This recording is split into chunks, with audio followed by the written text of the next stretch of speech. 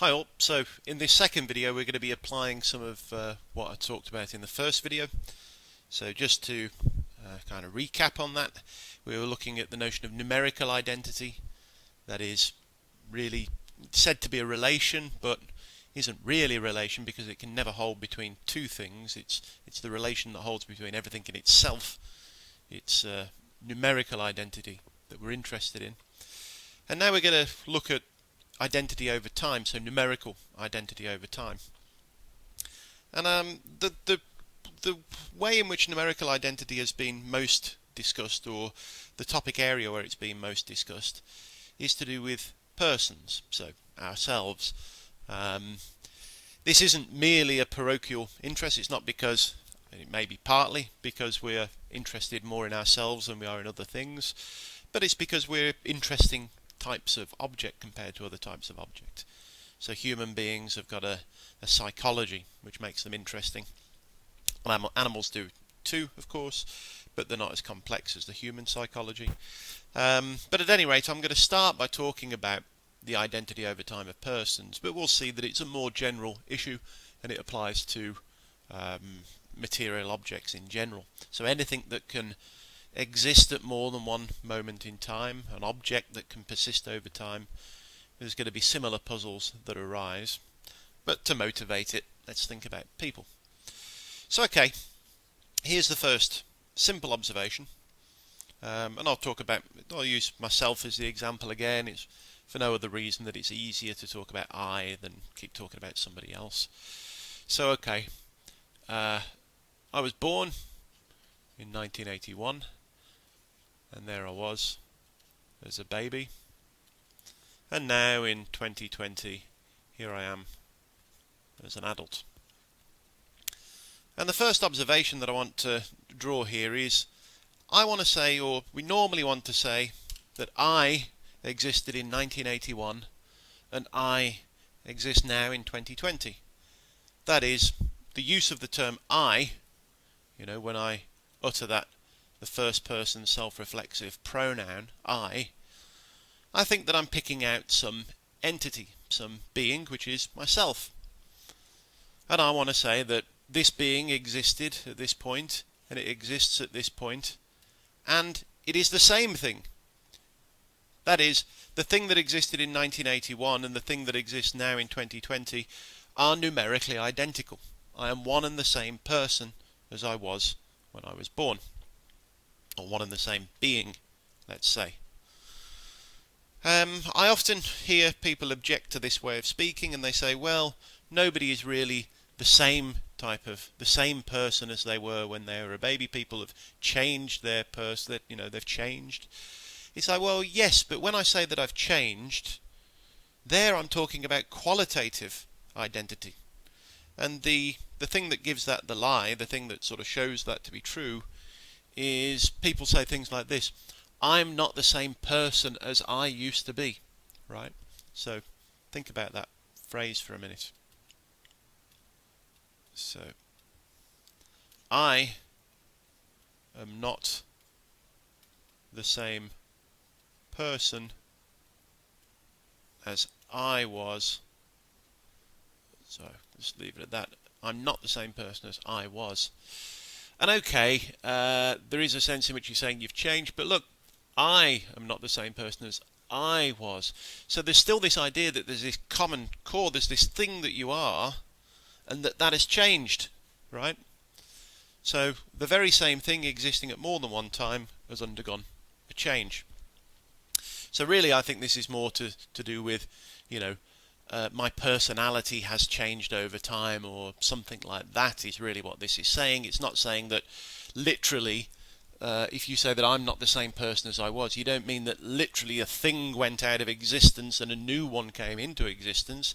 The ordinary understanding of that is that there is a person, there is a being that remained identical whilst those changes took place.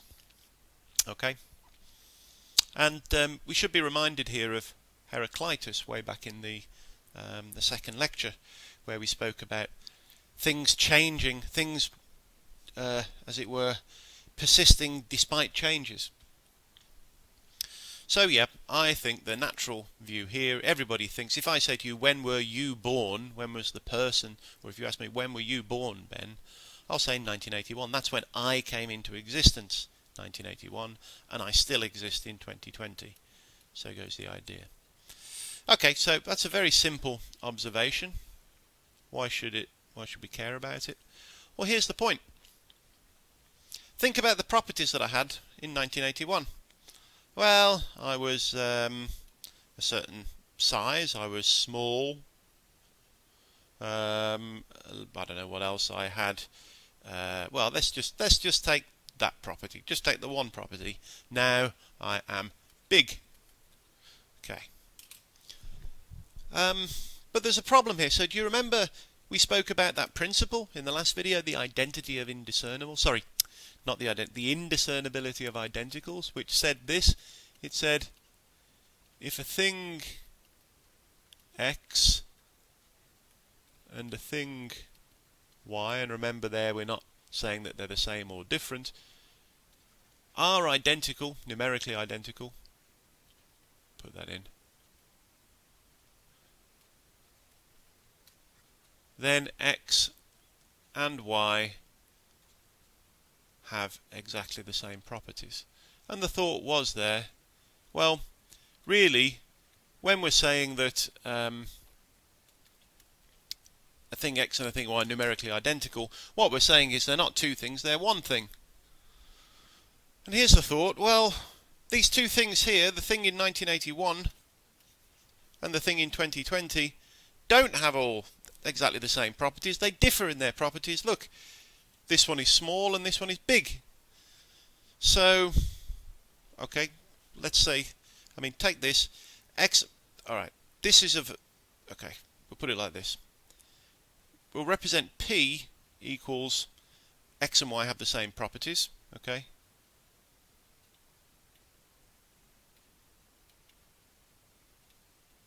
X and Y have the same properties. Sorry about the writing. And we'll have Q equals X, don't want to do it that way around. Could do it that way around, but we won't, just to keep it as clear as possible. X and Y are identical. This one, X and Y have the same properties. Have the same properties. Okay, so then we can express that principle as if P, then Q, right? If X and Y are identical, then X and Y have the same properties. And the point here is, well, here, me in 1981 and me in 2020 don't have the same properties, so that's like saying, well, it's not the case in this instance that X and Y, so this can be X, this can be Y. It's not the case that X and Y have the same properties. And you should know that what follows from this is not P, right? So from this principle that if a thing X and a thing Y are identical, if X and Y don't have the same properties, we can infer not P. In other words, that they're non-identical, right? So the indiscernibility of identicals, this is, by the way, just any principle of the form if P then Q is equivalent to something if not Q then not P. This is called the contrapositive. So here we're relying upon this idea then that if we take this principle to be true, which I said everybody does think is true, the indiscernibility of identicals is just, how can you deny it if one thing and another thing are not really two things and they've got the same properties? Well, that just seems to be blown apart by this simple observation that, hang on, how can me in 1981 and me in 2020 be the same thing given that we've got different properties? Right. So, there's the difficulty. How do we make sense of the notion that a thing can remain identical over time whilst undergoing a change of its properties? And that's what we're going to talk through now. So let's clear off this board. Hope it makes sense. So, we could, in the book, this is set up in terms of an argument about young Rooney and old Rooney, I think. But, okay, it's the same idea. I hope you can see. So when you're reading the book, bear in mind these are the arguments that we're thinking of. All right. So what do we say here? Here's one thing. The standard thing, or one of the standard things that people say, is to adopt what's called an endurantist position. So we finally get to this view. And endurantism is the view just simply that things exist, or let's put it in terms of persisting things, so things that exist over time.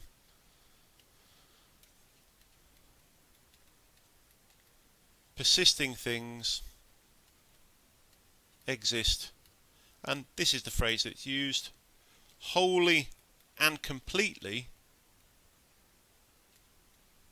at all times at which they exist. Oh, yeah, I should say this actually, by the way. Some people attempted, so, okay, this is the view we're going to turn to at the moment in a minute. But I just want to point out that there is a view that people want to maintain. So it's a kind of a quasi, well, maybe a religious view, maybe a quasi-religious view. And it's the idea, well, what's going on here is that there is some soul, there is some kind of substance, some extra thing, which is me, which remains the same despite the changes. So really I am whatever this soul is, and although my body changes and my personality changes, that thing, the soul, remains absolutely unchanging and identical over time. Something like that is a view that some people are tempted by, perhaps for religious reasons. The problem with this is, I mean, there are a number of problems with this view. The first is, well, you also have to think that it's somehow necessarily connected to the thing, the body that does change. The reason being, well, okay, we could imagine a situation, if this soul doesn't itself carry any properties, it's a bit like a substratum, right? A bit like something we know not what. And it can't have any properties because, well, or at least it can't have any properties that change, and it's there in me no matter what changes go on in my personality and the way I am. So here's the possibility then. Suppose that this is the physically continuous thing, which is me, and suppose we've got another baby who's born on the same day as me and grows up into an adult that's the same. Well, we can imagine, well, suppose that the soul jumps across, my soul jumps across into this other body, and this baby's soul jumps across into mine at some point during the intervening years. Well, there we'd have a case where two people had actually swapped places, even though you can't actually see anything, because, I mean, the soul is not something you can discover. It's meant to be some sort of a metaphysical extra. If it's not tied to your personality and it's not tied to anything about you because you can change and your soul remains the same, then what's stopping it from swapping across into somebody else's body and that one stops swapping across? It could happen. It's a metaphysical possibility, we might say.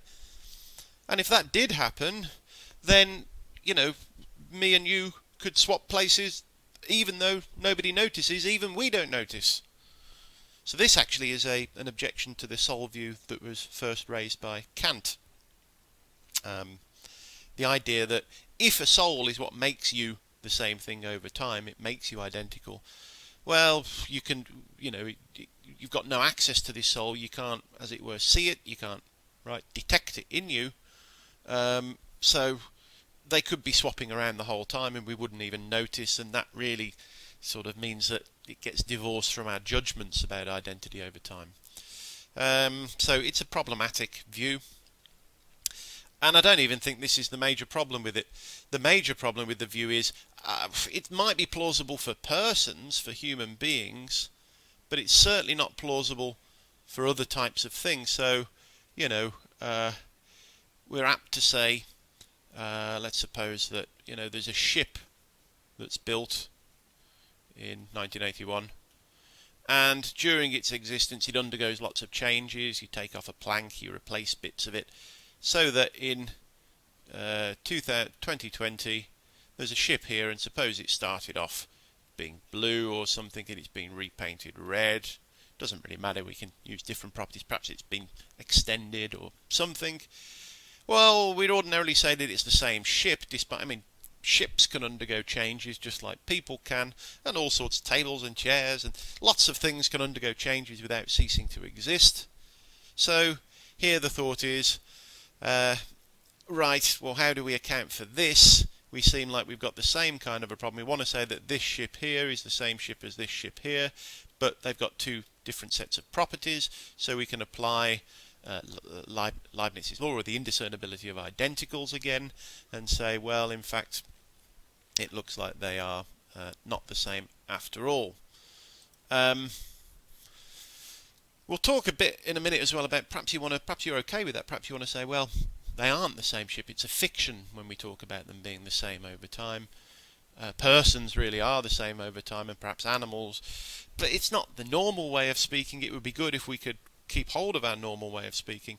And it looks as though if you want to maintain the soul view in the case of persons, then you're going to have to say there's something like a ship soul. The ship has got some sort of a soul which remains the same over. So even if you try to apply the soul view to human beings and perhaps animals, it doesn't look like you can apply the soul view to material objects. So then you're going to have the completely different account of what makes human beings the same over time to what makes persons the same. So it's a problematic view. Perhaps it's defensible, but most people reject it. Even theists tend to reject the soul view. So John Locke, for example, who was one of the first person to speak about personal identity over time, that is, identity over time, he rejected the soul view for largely these kinds of reasons. Not exactly these reasons, by the way, but anyway, largely these kinds of reasons. So, all right, what else do we say? And okay, now let's turn to endurantism, because there's another way of understanding what's going on that doesn't require us to posit a soul in human beings. And the other way, well, there are a couple of ways. Here's the first way. For endurantism, it says, well, that principle, so it says, look, so far this isn't to give the answer, it's just to say,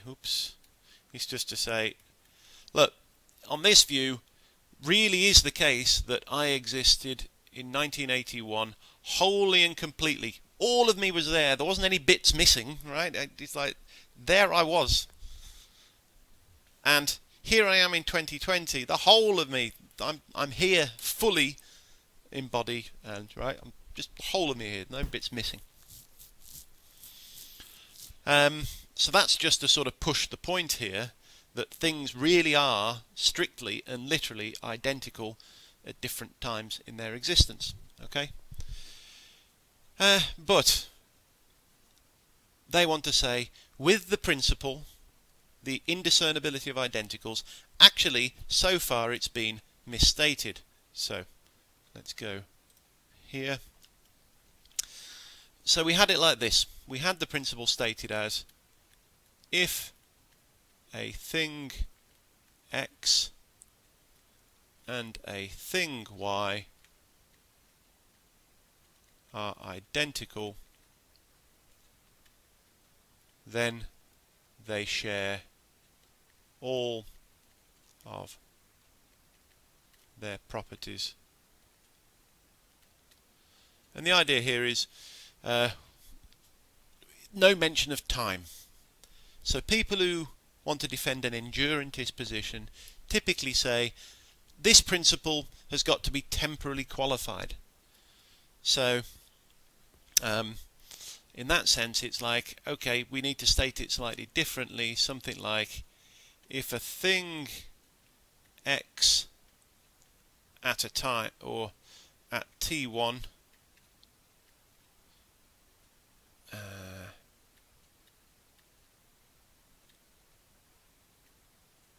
and a thing Y at T2 are identical,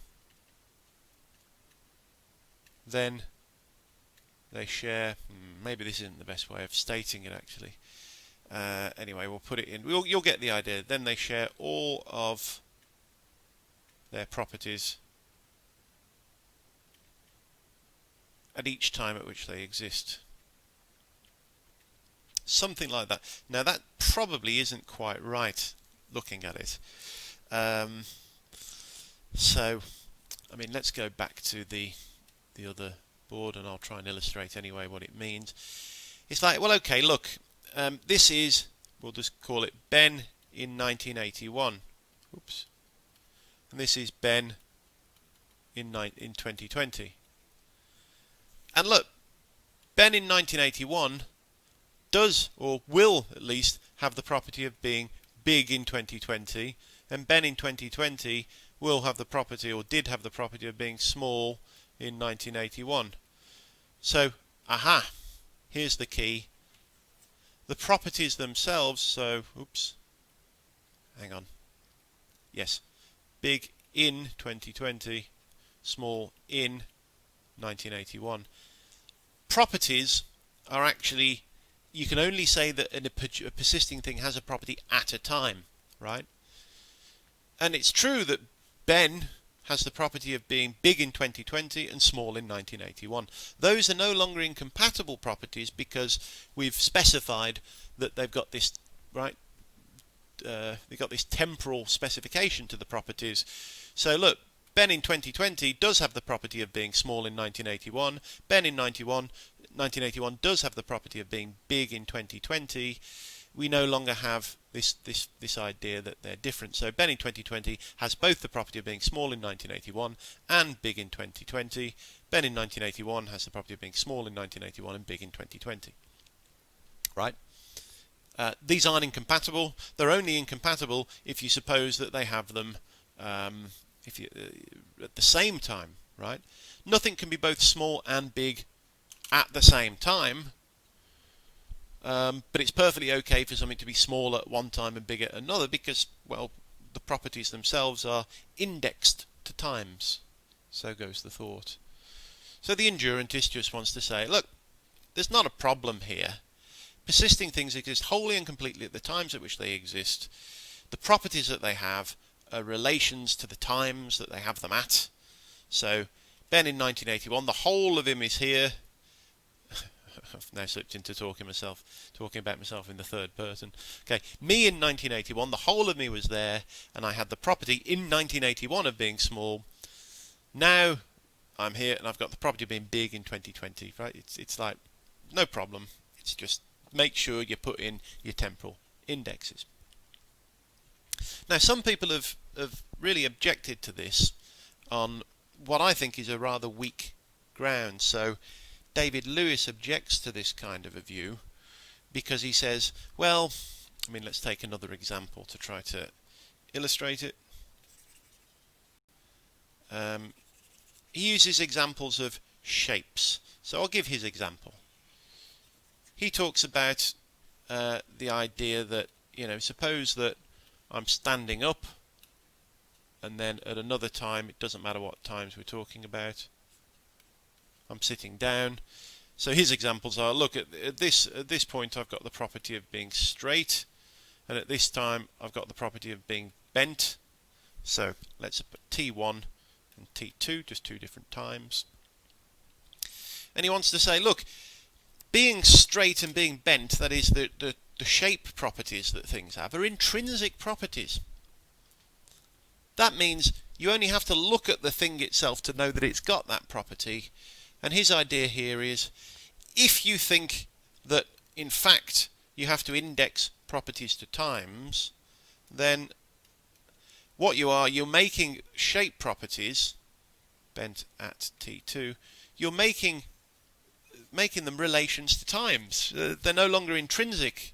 So, if I have both the property of being straight and bent, well, straight at T1 and bent at T2, then really he says this is bearing the straight at relation to the time T1 and the bent at relation to the time T2. And now we've kind of spelled out what an intrinsic property is in terms of relations to times, and that's to turn what should be an intrinsic property into a relational property. Yeah, I'm not sure what I make of that. I think it's one of the few arguments in David Lewis's work. I do admire David Lewis. I think he's a great philosopher, but this is one of the few arguments that I think is a weak one. So, I mean, just so that you can see, let's just bring this over. This is called the problem of temporary intrinsics. So you can find this given, or the argument for temporary intrinsic, Wasserman. Okay, well, we'll see here. If I just go, it's mentioned in the book. The problem. So it's down here. So David Lewis, the problem of temporary intrinsics. It's in his 1986 book. That is, it's called The Plurality of Worlds. So yeah, Lewis just thinks that this is not a good way to go, because it turns out that you're turning what should be an intrinsic property into a relation. As I've said, I just don't really see the problem of saying that properties like this are relations to times. If you're an endurantist, that's what you're going to say. Okay, so so far so good. This looks to be perfectly okay.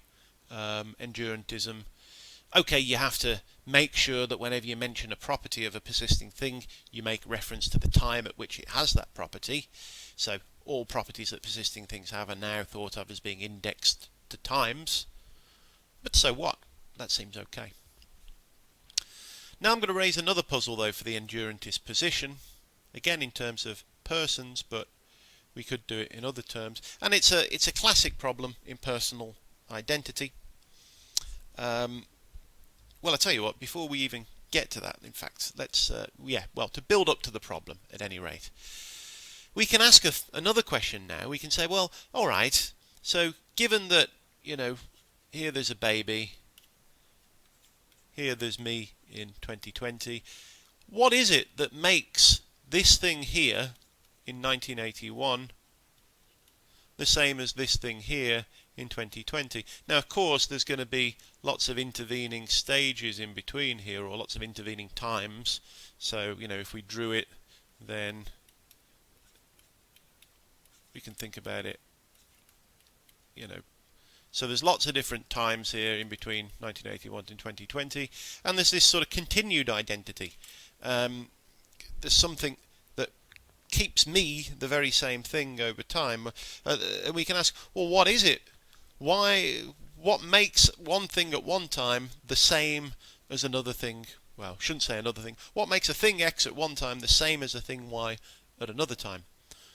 As it's often put, what constitutes the identity over time of persons? Now, I'm not going to go into a huge amount of detail about this, but I'm just going to give one of the answers that has been given to this, and it's going to be useful to consider the form in which this is often stated and taken. So the form says this. Well, the question we're asking is about persons here. So person X at T1 is identical with person Y at T2 if and only if. So we're looking for the necessary and sufficient conditions of identity over time, right? So under what conditions is a person at one time identical with, that is, one and the same thing as? Here, this has got to be understood as the numerical identity relation. What is it that makes a person at one time identical with a person at another? Okay. One of the standard answers here, and one of the most popular answers, is that it's psychological continuity. So remember that on this view we are, Endurantism says things are wholly and completely present, or there, the whole thing is there at each time at which they exist. Yes, things can change properties. That's not a problem with regards to the indiscernibility of identicals, because we've just got to make sure that we, whenever we talk about the properties of a persisting thing, that we index it to a time. So that gives us the idea that things can change over time, but then it's like, well, okay, what is it then that makes, if something does change over time, what is it that makes the thing the same thing? And if we're rejecting the idea of a soul, that there is some kind of bit of us, some metaphysical part that somehow remains unchanging, if we're rejecting that, then what is it that makes something identical over time? And the answer, or one answer that's very plausible and has been given, is, well, you say, well, person X at T1 is connected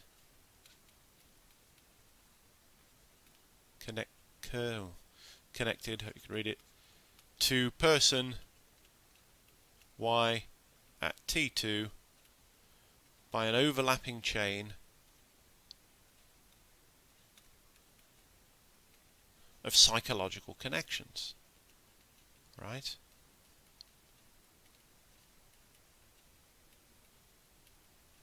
Okay, so there we go. That's it. You don't need to suppose that there's anything the same. Rather, the identity over time consists in the fact that the thing over time is connected with, itself, as it were, by these overlapping chains of psychological connections. And let's just draw a kind of illustration of that. So, alright, so I actually rubbed it out, I shouldn't have done. Well, just imagine there's a person, any old person. Oops. Okay. And the idea is meant to be, well, look, okay, if you've got a person at this time, they might remember, so I'll just draw a line here, they remember, say, doing something at this time, and they remember doing something at this time, and that has a memory of this and a memory of that. So there are these sort of memory connections that hold like this, and these form dense connections. So if we keep drawing, they're going to form these kind of overlapping chain. You've got lots of memories of your past. The memory doesn't have to be in your mind at the time for you to possess it. It just has to be capable of bringing it to your mind or something like that.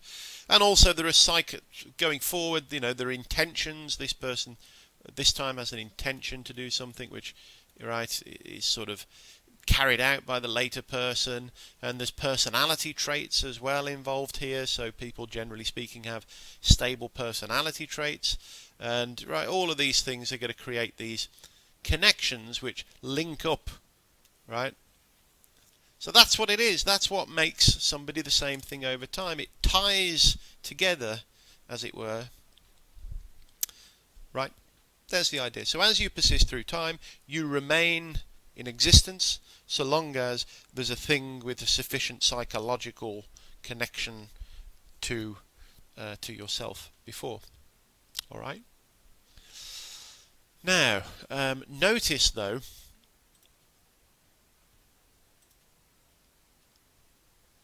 yeah. So there's the psychological account. Person X at T1. This account was first outlined by John Locke, although he held a memory. He only specified memory as being important.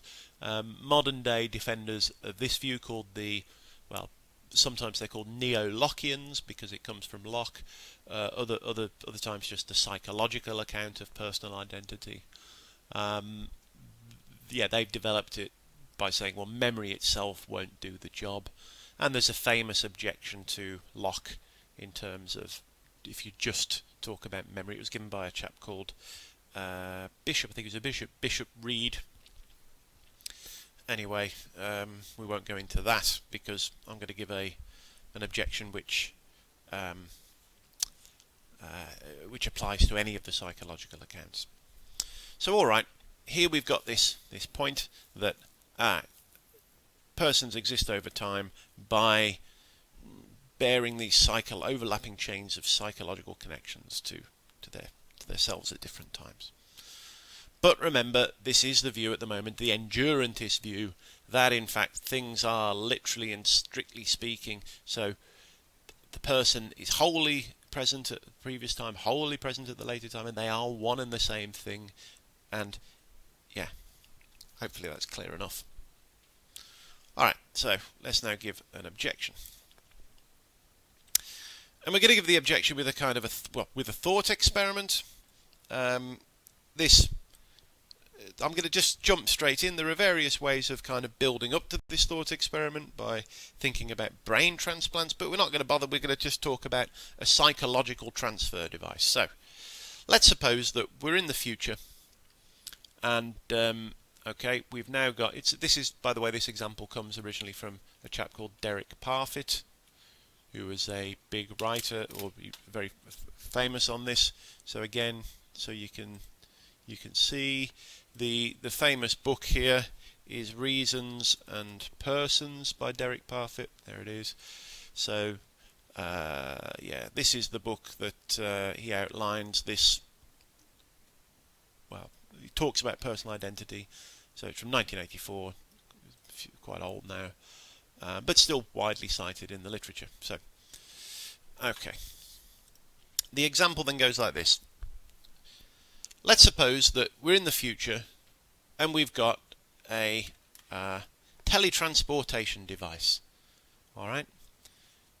And this device is such that if you step into it, it records the exact state of your body, including every molecule and every atom and so on, including in your brain. And then it sort of vaporizes your body, and suppose this is on like one planet. So this is on Earth, and it then beams up the information to, suppose, Mars, where, so you step into the machine, it records the exact state of your body and then beams up to another place, and out steps an exact duplicate of you, such that, so we can imagine you get in at T1 and get out at T2. Let's just call this first person A. So that's just, and they'll call this person B. And here we're using A and B just as names. If we're not saying that those names either name different people or the same people. We're just saying, look, there's a name for this person, a name for that person. You know, just as Superman and Clark Kent can have different names, it might be two names for the same person. And on the psychological account of personal identity, if the person who steps out, so if B at T2 is psychologically connected in the right way with A at T1, then indeed we can say this. We can say that A at T1 is identical with B at T2. They are one and the same person. Why? Well, because they've got what matters. They've got this psychological connection between them, right?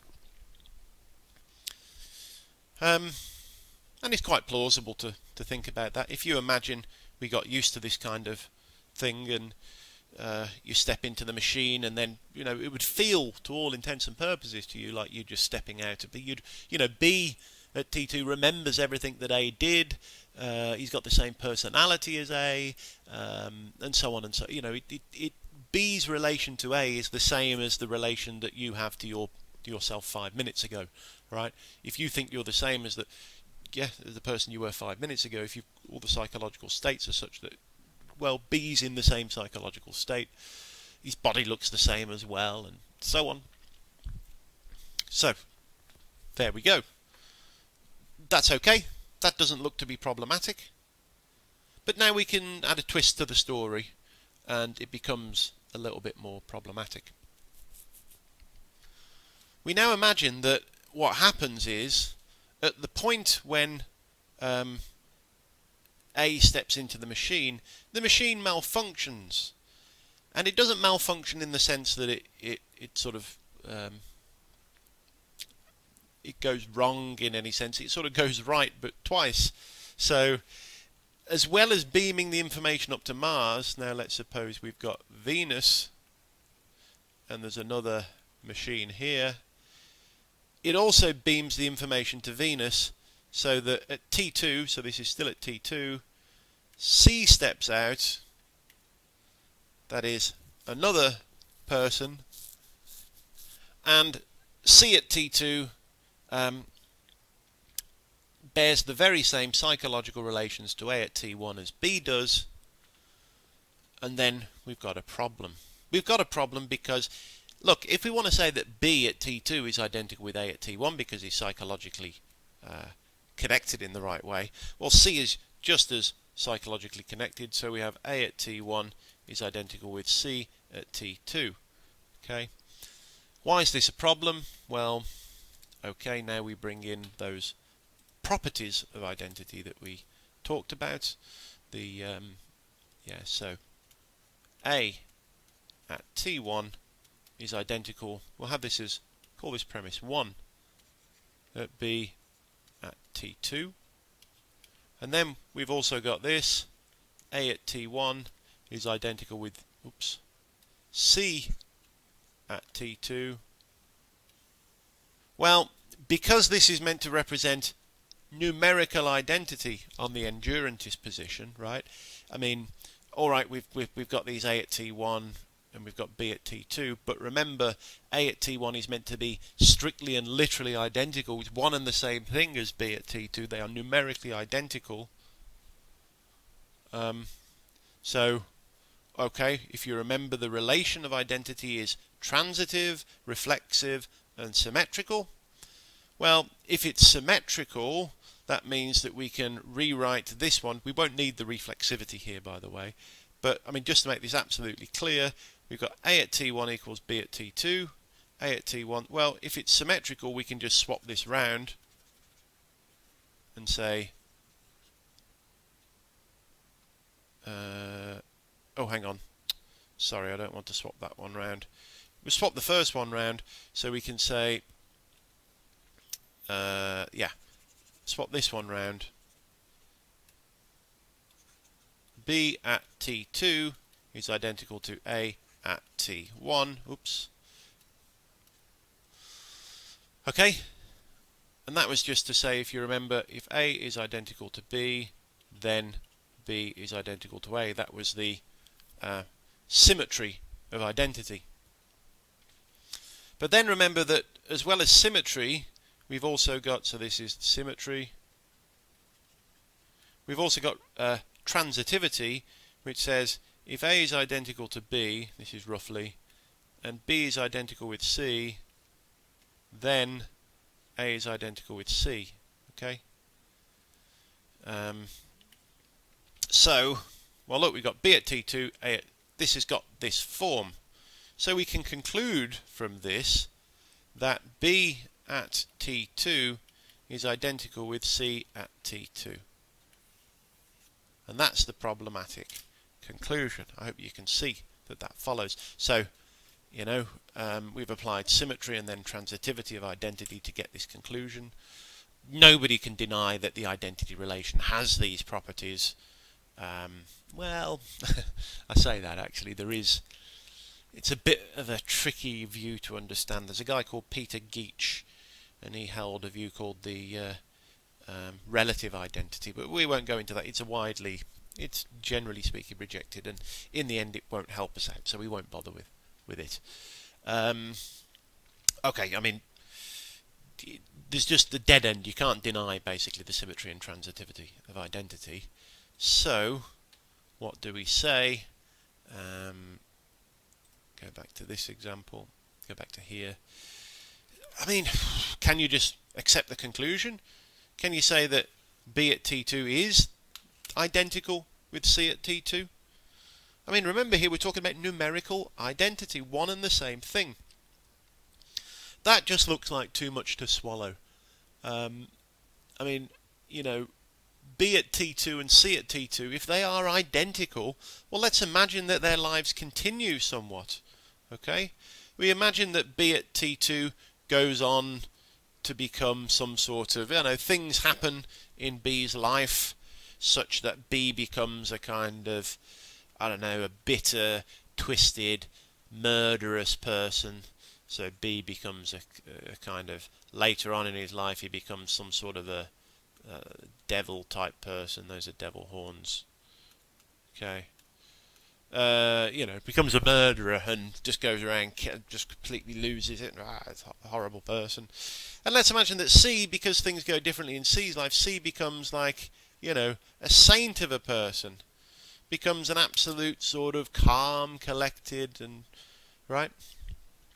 Now, of course, if B and C are the same person, numerically identical, then, their identity is maintained in these further changes, so then we're going to have to say these two persons are numerically identical. And that just looks to be, I mean, how can this be so? How can, I mean, they could come together and play tennis with each other, you know, the one and the same person, numerically identical, not merely qualitatively identical. In fact, in this example, we've pulled apart their qualitative identity. It just looks to be too much to swallow. It doesn't really seem to make any sense. So, I mean, maybe you want to maintain that, but it's not, you know, a normal thing. I mean, think about it like this. Suppose that they meet together, so the one and the same person is sat opposite himself, in this case, talking with himself. Not talking with another version of himself, right? Talking literally with a thing which is numerically identical with himself. And you say, well, how many people are in the room? Ordinarily, we would want to say, well, there are two people in the room, but in fact, there's only one. Doesn't seem right. Okay. So, problematic. How does Parfit solve this problem? Well, Parfit solves it in a rather simple manner, in fact. Parfit just says, yeah, okay. We have to add another condition. So, person X at T1 is identical with person Y at T2 if and only if, because this is what caused the problem, the fact that we've got the psychological connections, and that's meant to be necessary and sufficient. That's the if and only if for personal identity. Parfit just says, okay, yeah, person X at T1 is connected to person Y at T2 with overlapping chain of psychological connections. Condition 2, and there is no other person Z at T2 who is psychologically connected in the same way.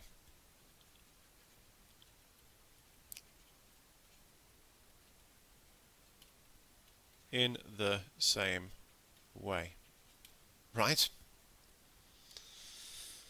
Okay. So he basically just says, yeah, look, what makes somebody the same over time is psychological connections, unless, of course, there's two of them, and then that destroys identity altogether. So, go back to this case again, go back to our illustration. The idea is, at this point, because there are two people who are psychological connected, neither of them are identical with the original person. That's rather weird as well, though. I think you should sort of understand, because, I mean, if you were transmitted up to Mars and you got out of the machine, you don't know whether the machine's gone wrong. You don't know whether there's been another person or another version of you in now, say, beamed up to Venus. So whether you are identical with the thing that existed back on Earth 5 minutes ago is going to depend upon something that you don't know anything about happening on a far-off planet. It just looks weird that the identity between A and B can depend upon what happens somewhere else. Yes. So as you can see, there are kinds of problems for this kind of a view. And what I'm going to do, I'm going to stop this video now and then move to the next video and consider, because I've been talking again for quite a while, I'm then going to go and consider the Perdurantist position. So there's another way out of this, and I'll talk about that in a minute. But before I do, I just want to point out that all of this, so let's clear this off, all of this applies equally well for material objects. So in the case of material objects, let's suppose we've got a chair, right, at T1, and then we've got another chair at T2, and we can call this A and this B, and we want to say, and of course there'll be intervening moments. People want to say, look, okay, it's not as interesting in the case of chairs, but we can say chair X at T1 is identical, one and the same chair as chair Y at T2, if and only if, and obviously it's not psychological connections here, but it's something like spatiotemporal continuity. If chair y at t2 is spatiotemporally continuous, spatiotemporally continuous with chair x at t1. Right, so it's the idea that material objects, unlike persons, which are psychological entities, at least on that view that we've been looking at, there are some people who think that the identity of persons has to be understood in terms of the animal that we are, biological continuity, which makes it more similar to material objects like chairs. But anyway, chairs, they're fairly simple. If a chair, what makes a chair at one time the same chair as a chair at another time is that there's a spatio-temporally continuous path that the one traces through time. And we can get similar kinds of a problem. We have to imagine slightly different thought experiments of chairs splitting and so on. But okay, there we go. There is the case. By the way, yeah, maybe I will give one more example of this. There's a famous example due to I think Thomas Hobbes. Yeah, Thomas Hobbes first gave this example, and it's involving the ship. So this example is known as the ship of Theseus. So there's a bunch of puzzle cases that we can consider that are supposed to be informative. By reflecting upon them, they're supposed to make us think about the notion of identity over time. And this is one. So in the ship of Theseus example, we're supposed to have a ship at an earlier time, say t1, and then we imagine that at t2 we replace one of the planks of the ship, so we can call this ship S1, this ship S2, until we get to T1 million, 4, 5, 6, where we've got S1 million, 2, 3, 1, 2, no, 1, 2, 3, 4, 5, 6, is that 1 million? 1, 2, 3, 4, yeah. So, when we get to this time at T1 million, we're supposed to imagine every single part of the ship has been replaced. And the thought is that doesn't destroy the ship, because look, if we normally say that a ship can survive a replacement of one plank, so we want to say that S1 is identical with S2. These two ships are the same thing, because all we've done is change one plank. And then for S3, well, all we've done is change one plank, and S4, all we've done is change one plank, and that's going to go through until we get to S1 million over here. And the point is, because of the transitivity of identity, we're then going to be able to conclude that this ship and the final ship are the same ship. You know, there's no sharp discontinuity anywhere in the middle here, so we're going to have to conclude that if we think that ships can survive changes of parts. Okay, so we're going to have, in this case, S1 is identical with S1 million. But then there's a twist in this story as well. So we're to imagine that as all the planks are being replaced, somebody's saving up all of the planks, and at T1 million they put all the old planks together to make a completely new ship, which we could just call, well, let's call it T, such that, right, all the planks that make up this ship and all the planks that make up this ship are exactly the same planks. So we've also got this intuition, well, okay, it looks like that's the same ship as well, because all you've done effectively is take apart the ship that existed here slowly, bit by bit, and then put it back together over here, and ships can normally survive being taken apart and put back together. So then you're going to have the judgment that S1 is equal to T, and then for the same reasons as we have before, we're going to end up with S1 million being identical with T. So these two ships turn out to be one and numerically the same one and the same ship, and that doesn't seem right. Yeah.